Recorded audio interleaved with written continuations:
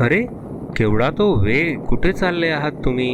काय चाललंय? कुठचा तरी हा गाव दिसत आहे. काय प्रयोजन आहे? काय नियोजन आहे? काय आयोजन आहे? काहीतरी कळेल का आम्हाला? चला तर मग हा पुढचा व्हिडिओ बघूया आणि समजून घेऊया काय आहे आजचा विषय काय आहे ते. हा समोर टेम्पो कसला चाललाय आणि त्या टेम्पोमध्ये एक बकरा दिसतोय आणि हे त्या टेम्पोच्या मागे का चाललंय? काहीतरी कळेल का आम्हाला? बाळूबापची घाट.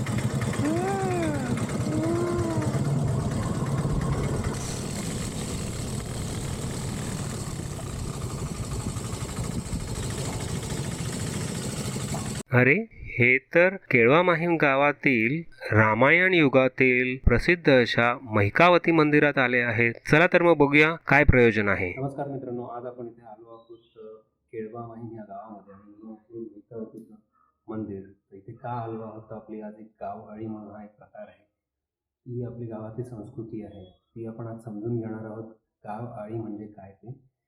तर चला बघूया काय प्रोसेस आहे. तुम्ही आता बघितलंच की एक आपण बकरा घेऊन आलो आहोत इथे, त्याचा आपण बळी देणार आहोत. त्याचं कारण बिरण मी तुम्हाला नंतर सांगेन. पुढचं सध्या आपण काय प्रोसेस आहे, ते काय करतात, कसं करतात, तर हे बघून घेऊया. युजली हा जो प्रकार असतो हा कोकणात, आणि बहुतेक जणांना हे माहिती नाही, हा पण कोकणाचाच भाग आहे. हे उत्तर कोकण असं म्हटलं जातं ह्या जागेला.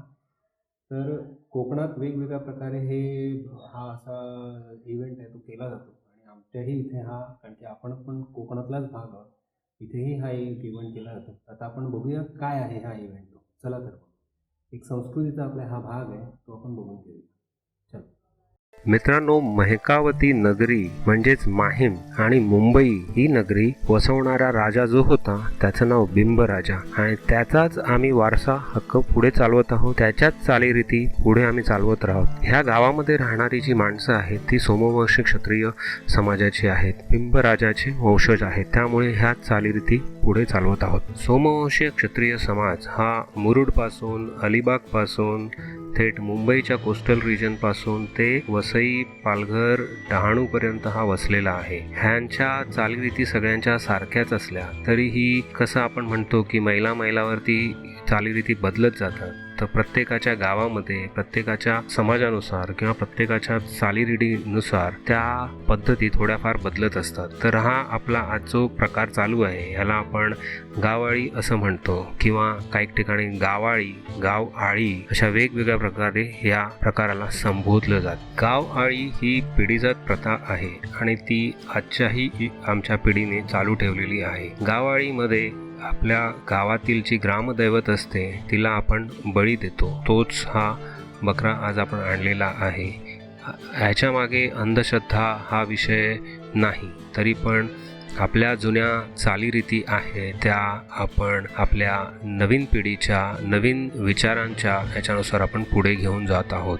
ह्यामध्ये आपण आज 4 बकरे कापत आहोत, पण प्रतिकात्मक म्हणून आपण एकच बकरा इथे आणलेला आहे.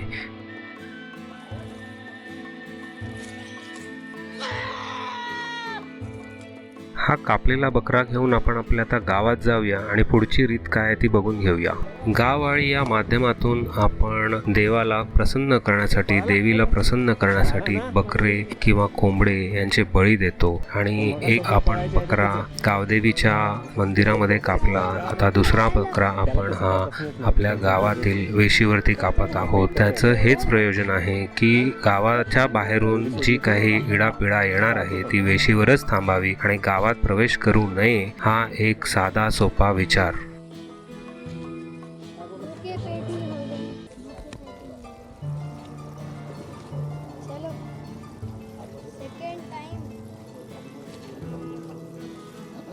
अगरबत्ती हाताला लागेल.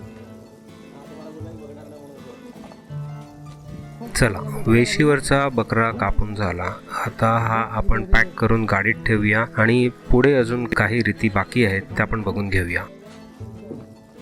गावातील वडीलधाऱ्या मंडळींनुसार हे स्थान आहे, तिथे गावातील देव वसतात. गावात अजून एक विहीर आहे, तिचेही पूजन केले जाते आणि ह्या दोन्ही ठिकाणी आपण 2 कोंबड्यांचा एकाच वेळी बळी देतो. चला आता हे कापलेले सगळे बकरे आणि कोंबडे आपण खाटेकाकडे जाऊन कापून घेऊया. बळी दिलेला बकरा आणि कोंबडा यांचा आपण प्रसाद बनवणार आहोत आणि तोही आपण ह्या अशा रम्य नारळी पोफळीच्या आमच्या मामाच्या वाडीमध्ये पूर्वीच्या काळांपासून हा प्रसाद इथेच बनवला जातो आणि मग तो गावामध्ये इतर लोकांना वाटला जातो. पूर्वीच्या काळी गावातील सलोखा आणि शांतता राहावी यासाठी अशा प्रकारचे वेगवेगळे कार्यक्रमांचे आयोजन केले जात असे. पूर्वीच्या काळी शक्यतो पुरुष मंडळी ह्या सगळे आता आपण जे काही बघितलं त्याचं नियोजन करत असत आणि गावातल्या स्त्रिया होत्या त्या सगळ्या आपल्याला कांदे किंवा इतर गरम मसाले आहेत त्यांचा कुटून किंवा लसूण ह्या घरातल्या ज्या स्वयंपाकाच्या गोष्टी आहेत त्या करत असत आणि गावातली मंडळी मिळून सगळे एकत्र येऊन मटण बनवत असत. पण आज तो काळ किंवा वेळ राहिला नाही. प्रत्येक जण काही लोक गावातच राहिले आहेत तर काही मुंबईत आले आहेत, काही शहरात आले आहेत आणि ते तिथे त्यांचं वास्तव्य करून राहिले आहेत. पण ह्या निमित्ताने गावाच्या बाहेरील जे काही स्थलांतरित व्यक्ती आहेत त्या सगळ्या व्यक्ती आज एकत्र येतात इथे आणि हा काही गावाळीचा जो कार्यक्रम आहे त्याच्यामध्ये मदत करण्यासाठी कोणीही नसतं, प्रत्येकाला वेळ नसतो. त्यामुळे आपण आचारी बोलवतो आणि आचार्याकडून हे सगळी कामं करून घेतो. त्यातल्या त्यात जी मंडळी गावातली अवेलेबल आहे ती त्यांना जसा वेळ मिळेल तसा वेळ देतात आणि छोटी मोठी जी कामं असतात म्हणजे मसाले घेऊन या, मसाले भाजून काढा, खोबरं किसून घ्या, लसूण सोला, ही फार जिकरीची आणि फार मेहनतीची कामं आहेत. ती सगळी कामं करतात आणि बाकीची जी मंडळी आहेत ती आता रात्री येतील सगळे आणि आपापला जो वाटा आहे, आपापला जो शेअर आहे त्यानुसार हे डिस्ट्रीब्यूट केलं जाईल. ॲक्च्युली ह्याचा हिशोब असा आहे की बकरा किंवा कोंबडे जे काही कापले जातात त्यांचा जो काही खर्च होतो तो आपण देतो आणि मेन गोष्ट अशी आहे की आपण घरी पण मटण बनवतो तेही आपण म्हणून आपल्याला स्वस्त पडतं. पण मेन म्हणजे आपण घरी जो बकरा कापतो किंवा बकरा घेऊन येतो त्याच्यामध्ये त्याचे काही पार्टच मिळतात, आपण अख्खा बकरा घेत नाही. त्याच्यामुळे त्याची जी चव आहे ती वेगळी असते. पण इथे आपण अख्खा बकरा आणि एकच बकरा नाही, इथे आपण 4 बकरे म्हणजे साधारण 44 किलो हे बकऱ्याचं मटण आहे आणि साधारण 2 किलो हे कोंबडे आहेत. असं सगळं मिळून ते आलेलं मटण आहे. तर त्याचा जो काही एक्स्ट्रॅक्ट बनणार आहे, त्याची जी काही चव बनणार आहे आणि आपण हा आचारी जो आणलेला आहे तोही एक प्रोफेशनल असल्यामुळे त्याच्या हाताला जी चव असते ती फार सुंदर असते. त्यांची बनवण्याची कला ही वेगळी आहे. आमच्या घरातही मटण बनवलं जातं पण ती एक प्रोसिजर वेगळी आहे आणि ह्यांनी जे काही केलेलं आहे चुलीवरती ज्या प्रकारे ज्या शिताफीने ह्यांनी चूल लावली किंवा ज्या शिताफीने ह्यांनी हा बकरा शिजवला, त्याच्यानंतर बटाटा शिजवला, त्याच्यानंतर सगळ्यात शेवटी काही जिन्नस घातले, गरम मसाले घातले, ते बघण्यासारखं आहे आणि त्याचा खमंग असा वास तो शिजवतानाच येऊ लागला होता. तर अशा प्रकारे जर कोणाच्या गावामध्ये हा प्रकार करत असतील तर तुम्ही जरूर भेट द्या. काही गावांमध्ये असाही प्रकार आहे की बकऱ्याचं मटण किंवा कोंबड्याचं मटण कापल्यानंतर ते कच्चंच वाटलं जातं आणि मग त्याचा सलोखा राहत नाही. कारण की जेव्हा आपण एकत्र येतो, एकत्र कुकिंग करतो त्यावेळी त्याची जी मजा आहे, आपण बरेच महिन्यानंतर बरेच वर्षानंतर असे भेटतो अशा जागी एवढ्या सुंदर वातावरणामध्ये आणि आपण असा वेळ घालवतो, त्याची मजा काही औरच असते. आपले लहानपणीचे सवंगडी, आपले लहानपणीचे मित्रमंडळी, गावातले म्हातारे व्यक्ती जे काही आहेत त्यांची भेट होते, विचारपूस केली जाते. तर हा सलोखा टिकण्यासाठीच गावाळी हा प्रकार केला जातो आणि हा असाच अबाधित राहू हेच मला असं वाटतंय. तर आता आपण जास्त काही न बडबड करता तुम्ही हा कसा शिजवला गेला आहे, कसा केला गेला आहे आणि लोकांनी कसा तो वाटला गेला आहे, हा एक असा व्हिडिओ आपण बनवलेला आहे तो बघून घ्या. ह्या टाईपचा एकही व्हिडिओ यूट्यूबवरती सध्या नाही म्हणून आपण हा प्रयत्न केला आहे अशा प्रकारचा हा एक व्हिडिओ आपल्या चॅनलवरती टाकावा आणि ही संस्कृती पुढे अबाधित राहावी म्हणून. आणि आफ्टरऑल 10 वर्षांनी, 20 वर्षांनी, 25 वर्षांनी ही एक मेमरी आपल्या यूट्यूब चॅनलवरती क्रिएट करून राहील आणि लोकांना त्याचा फायदा होईल. किंवा अजून काही गावातली मंडळी असतील त्यांनी गावाळी बंद केली असेल तर त्या व्हिडिओच्या माध्यमातून ते उत्तेजन घेऊन त्यांची गावाळी चालू करतील हीच एक इच्छा आहे. चला तर मग गावाळी तर बघूयाच, पण आमच्या चॅनलला कृपा करून तुम्ही सबस्क्राईब करा, आपले काही कमेंट असतील तर कमेंट द्या. हा व्हिडिओ आपल्या गावातल्या इतर मित्रमंडळींना शेअर करा, शहरातल्या मित्रमंडळींना शेअर करा.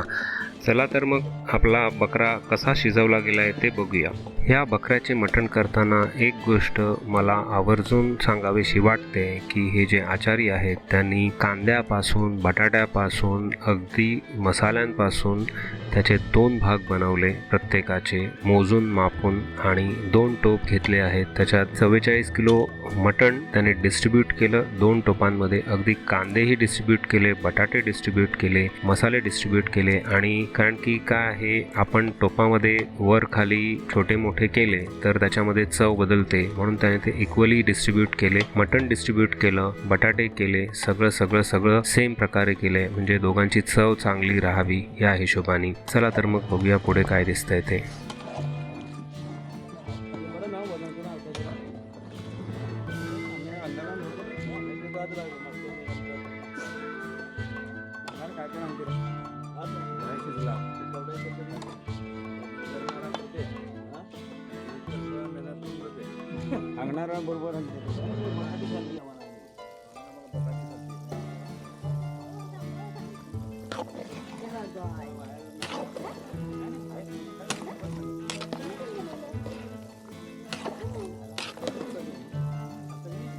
दिसला का? दिसला का? चमचा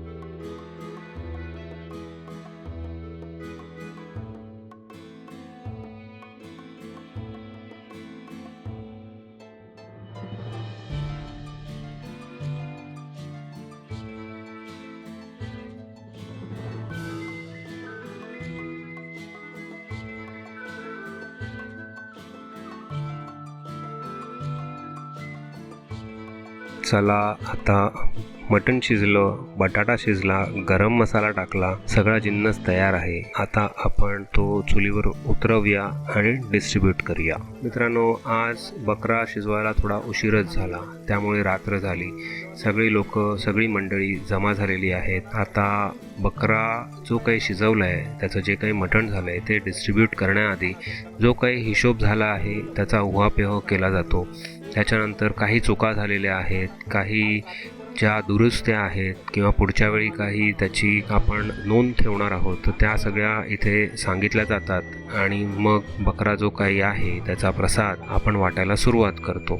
मित्रांनो, बकऱ्याचं मटण शिजवणं हे जेवढं कठीण आहे त्याच्यापेक्षा एक कठीण एक काम आहे, ते आहे त्या मटणाचं डिस्ट्रीब्युशन. इथे सगळ्यांना सारखं मटण मिळालं पाहिजे, सारखा मापाने मिळालं पाहिजे, ह्या गोष्टीचा फार फार फार काळजी घेतली जाते आणि सगळ्यांना सारखे मटण वाटले जाते. सगळे सुखी समाधानाने घरी जाऊन त्याचा आस्वाद घेतात.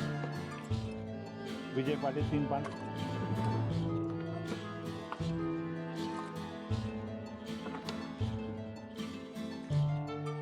मटण 2 टोपात करण्यामागे कारण हेच आहे की सगळ्यांना समान आणि सारखं मटण मिळावं. त्याच्यामध्ये कुणाला बटाटे, कुणाला रस्सा किंवा कुणाला हाडं असं काही न व्हावं आणि त्याच्यासाठी ही मेहनत घेतली जाते आणि प्रॉपरली ते डिस्ट्रीब्यूटही केलं जातं.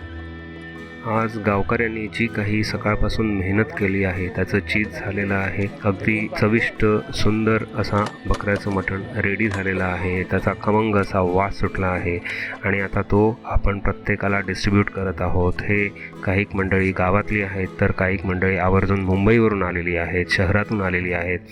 ते हा बकऱ्याचं मटण घरी घेऊन जाणार आणि मग मस्तपैकी आप्तेष्टांबरोबर त्याचा स्वाद घेणार. आपल्याला हा व्हिडिओ कसा वाटला ते कमेंट करून जरूर सांगा आणि आपल्याला जर हा व्हिडिओ आवडला असेल तर कृपया सबस्क्राईब करा आपल्या चॅनलला आणि असेच भरपूर वेगवेगळ्या प्रकारच्या व्हिडिओंचा आनंद घ्या.